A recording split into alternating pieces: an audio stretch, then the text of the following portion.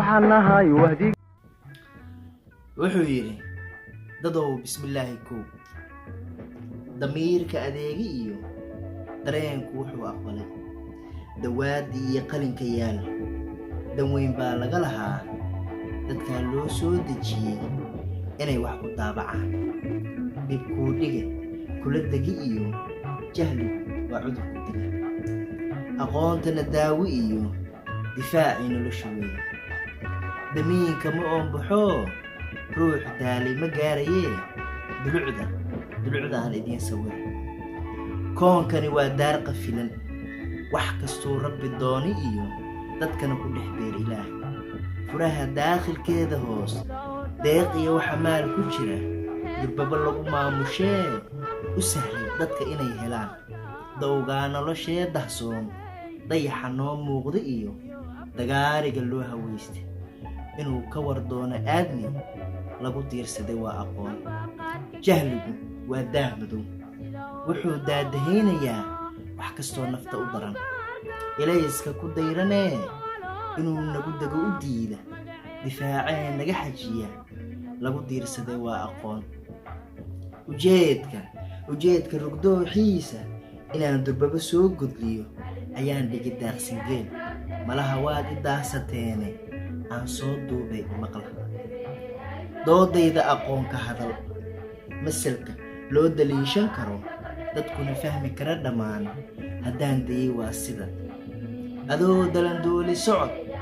habeen gabal kuu damyiri daruuro madow sita dushaada haraynayaan hareer walba kaa dadeen ku arag daayeen indhuhu dariiqa adoo ka lumay haddii dalyaqaan aad tahay qiyaas baad diriqsataa halkaad doonaysay baad durbaba soo joogsataa haddii dalka jaahil aad tahayse dib iyo waa hore u soco doc baad u habow tagtaa meeraysi adoo ku daali dugaag iyo halis ka baqi dantaadina bay lah tahay dayixii kuu soo baxaa durbaba halaq baad dishaa culays baa kaa dego oo farxaddii baa daal baxdaa daliilkaa cajaa'ibta leh anaa doortoo isiri aqoonsaa kama duwana furaha duni lagu kasbado dadkeedu ku kala hormaro darajo lagu gaaro sare qayrkaa uu kugu dullaysto ma daahnee waa aqoon dad yahow Soomaaliyeed da'yarta maantay haddaba doorkiinnii waxbarashada iyo haddaad dugsiyada u kicin aqoomaha kala duwan duruustiiyo casharadooda dadaal iyo hawl u gelin cilmiga daalacan dhammaan waalidka soo diray ilmaha u sii dabagelin kormeer waxbarashada lagu dadaalin duruuftii iyo gaajadii iyo dulli inaan laga baxayn ma daahnee way cadda dardaaranka ugu dambeeya mahadnaq baan waxaan u diri dalka iyagu markuu burburay amnigii iyo kala dambaynta daruuraha sare tegeen degmadooy nabad ka jirin inay dadkeenna wax bartaan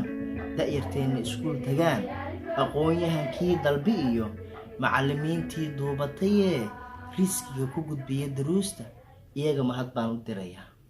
waxaan kaloon mahad u dirayaa dugsiyadeenna xamar ku yaal raggii u doonay u helay dallad ay ku kulmaan in badan duruustoodana midaysa inkastoo manhajkii dalkeenna damiirka tabaayo weli gobolladeenni iyo tuulooyinba dadaal bay ka geysato